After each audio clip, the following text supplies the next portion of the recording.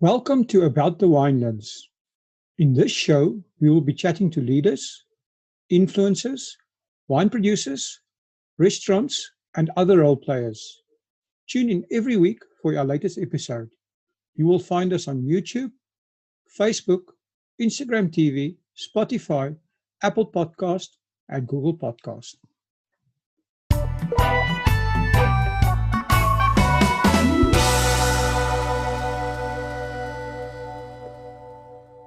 Good morning, everyone, and welcome back to About the Winelands. Today, I'm speaking to Cornelle Minie. Cornelle is the head chef and person in charge at the Longtable Restaurant at Haskell Vineyards. Hi, Cornelle, how are you? I'm good, thanks, and you, Will? I'm great. Did I introduce you correctly? Is that what you do? You are the head chef. What else? What else do you do at the Longtable Restaurant? You do everything. I do everything. I'm a jack of all trades. That's it. So, Cornelle, tell us a little bit about how did you get involved in the food industry, and how long have you been at the Longtable?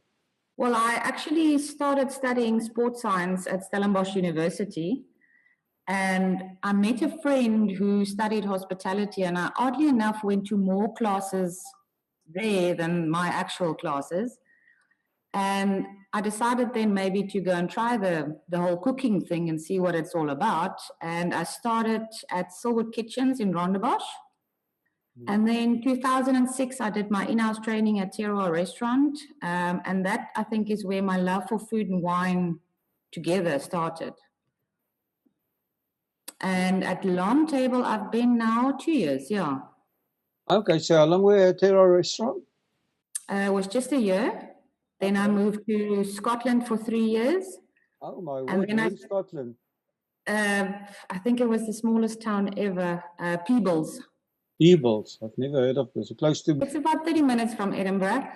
Okay. And then I decided to come back because I started missing good wine, good food. And then, yeah, this is where I am now.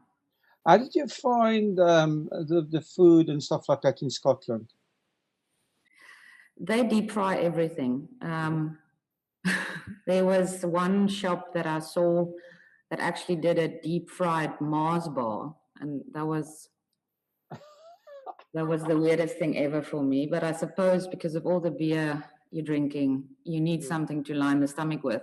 But then I found a small little restaurant. They've got quite nice boutique hotels with their own gardens, which you forage from, and I think that's where my love for foraging came from, a love of a garden to grow your own food. So can you tell us a little bit about the history of the Longtable Restaurant? Well, the original farm was once a citrus farm, which later included a small coffee shop and a barn where hand-woven wool, jerseys and blankets were produced and run by the local ladies. I think Barbara told you about Cornelle Minie, then opened a bistro, and she transformed the area here. By 2017, they started renovations on the new Longtable, opening up the space to make it feel like you're actually sitting in the vineyards. And before that, there was actually art exhibitions here. And now with the open restaurant, nature became the art. So that's pretty much where we are now. If a guest come to the Longtable, what can they experience there? Well, we've got so much to offer. I think you guys said it already. We inspire to celebrate the everyday moments that makes life extraordinary. So we believe that when you come to Haskell Vineyards, you need to make a day of it. Besides all the excellent wines we have, the great food, the accommodation, we also have hiking paths in and around the vineyards and a picnic lawn for that perfect summer's day. And then there's so much more to choose from. We actually cater for year-end functions, weddings, birthday parties, baby showers, kitchen teas. And then we try actually and cater for everyone's specific needs. So you get your own menu for the day. That's what I wanted to ask you. So if somebody comes for a corporate event or for a wedding or whatever, you design a menu for them, right? Yes, they can tell us exactly what they want, and then we try and work around it to make it the best possible day ever. So how is it looking now with that after lockdown and stuff? Is that business picking up again? Definitely. There's a lot of year-end functions coming in. The weddings, people still have their birthdays even in the pandemic. The baby showers are few and far behind, but they are there. And then we also look at winemakers' dinners where we go and take, for example, last year we went 10 years back. So we grabbed all the wines from 2009 and we paired a dish with every wine. And then guests can come and sit here. They can drink vintage wines, taste the food that pairs with it perfectly, and then make a night of it. And then the winemaker, you would be there and give them a little bit of background on everything. Is that what you mean? Yeah, Rudolph is here to explain each and everything, and then I explain everything from the food side. So I suppose the synergy between you and Rudolph is very important in actually making your restaurant work. Yeah, if I do a new menu, we taste it, and he sits in normally, and then we actually taste the wine with the food, so that the two of us can combine completely together. Okay, so do you have on your menu suggestions with every dish what people should be drinking? Yes, we do. Okay. I also see you do food and wine pairing as an event, or you sell a food and wine pairing where people can come and have a wine tasting with food for the day. Can you tell us a bit more about that? The gourmet food and wine pairing is for the wine tasting side, where we take normally 4 dishes from the current menu, and then we try and pair it with 3 Dombea wines and 1 Haskell wine. So for ours now, we're doing a ceviche, the goat cheese and lemon ravioli, the lamb shoulder, and a dark chocolate and olive oil cake. So I've paired that with the Sauvignon Blanc, the Chardonnay, the Merlot, and then I brought in the Haskell too, which, by the way, is a really nice wine. So what is your favorite thing to make? Are you more of a cook or more of a baker? Which one is your preference?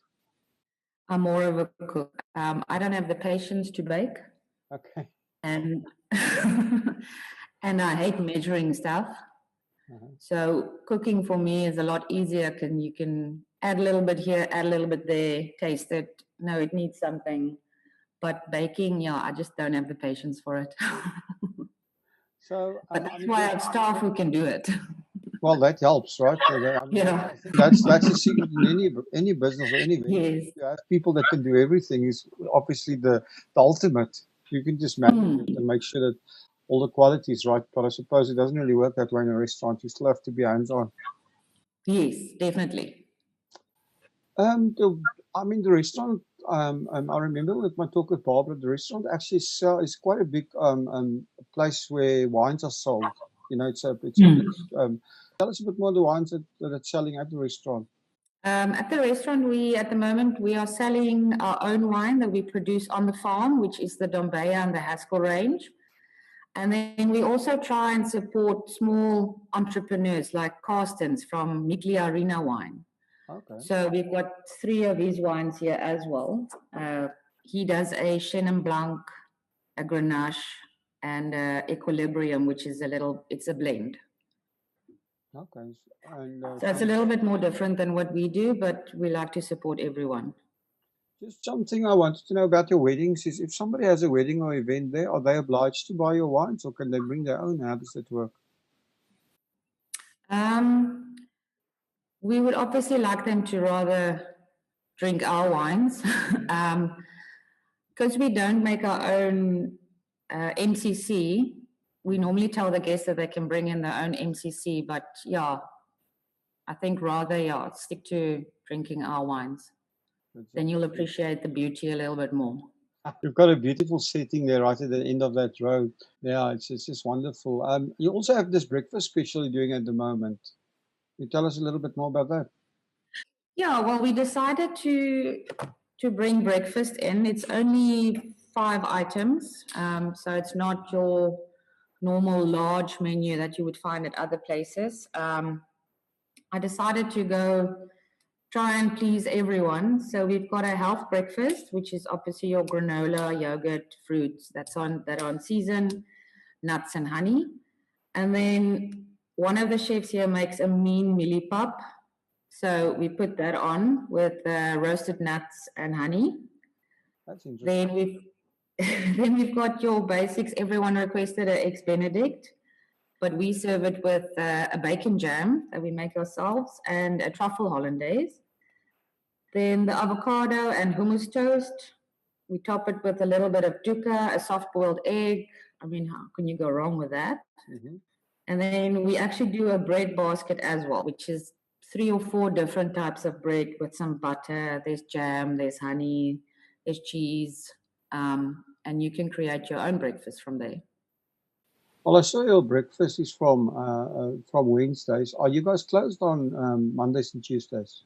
Yes, for now, yeah.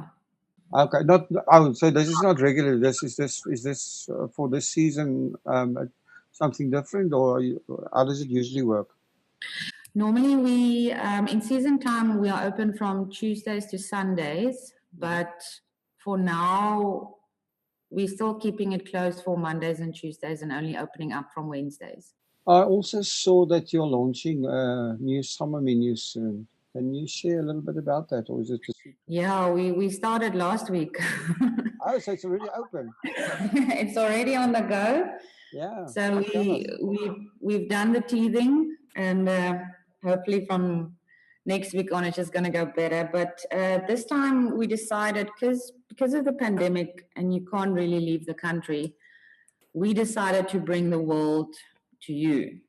Mm-hmm. So we've got a little bit of Italy, there is Mexican, there's Asian, there is South African with the Cape Malay snook croquettes, and we've got a milk tart, an Eton mess, which is UK, baklava, which is Greek. So we try to bring a little bit of the outside world in again. So come to Haskell and eat your way around the world in summer. Almost like that, yeah. That's wonderful. And you say this is available. So is this a set menu, or do you eat from, or do you order? How does it work? Well, we've got, when you come and sit here with us, you can either decide if you want to do 2 plates, 3 plates, and 4 plates. All the portion sizes are anything between 100 to 110 grams. So we don't do starter, mains, and desserts. We just break it up into something cold, which everything on the plate is cold, and then we've got the hot dishes, and then something sweet to end your day off with. But you can decide how you want to eat it. If you want to start with a milk tart and end with a pork belly, it's all up to you how you want to do it. Oh my word! So we're not forcing anyone. Do people actually do that? I've had a couple who have started their lunches with desserts, and I totally understand they want the sweetest part first, and then they move to savory. But yeah, we're not limiting anyone to how they want to eat. You get to choose exactly what you feel like and in what order you want the food. So if somebody wants to come and do this, do they need to book? Or is this something you have to book in advance, or can you just arrive? For lunch? I would say over weekends, definitely try and make a booking.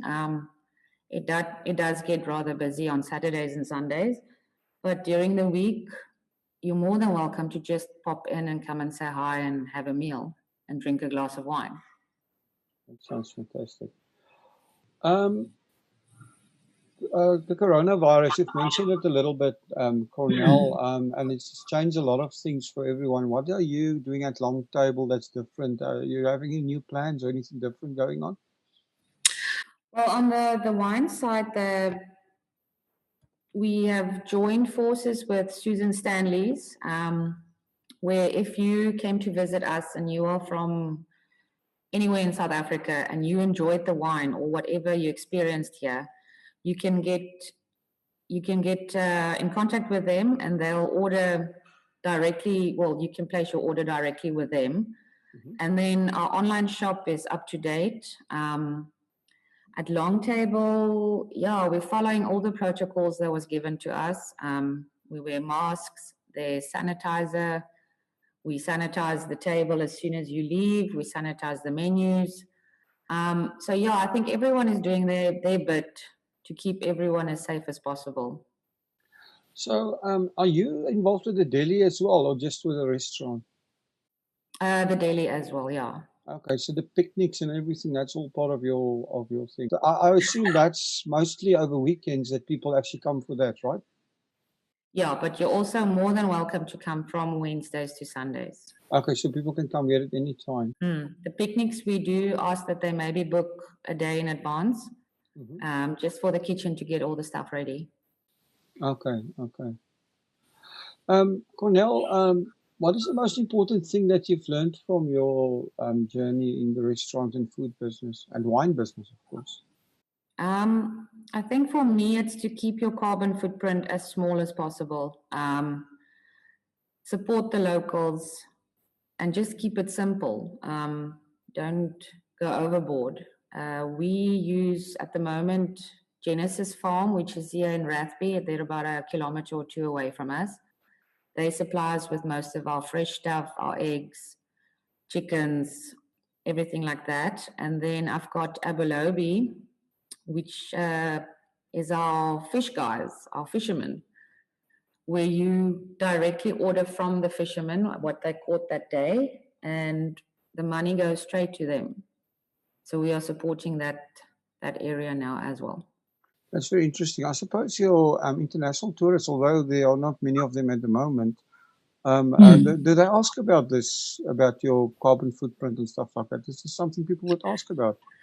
Some of them do, but with the abelobi, as soon as you get the fish, we get a QR code, which you can scan on your phone. That'll give you the name of the fisherman, his method of catching the fish, his boat's name, how long has he been doing it, where he caught the fish, and then obviously the guest can send him a message and say, listen, I just had your Cape Bream at Longtable Restaurant. Thank you very much.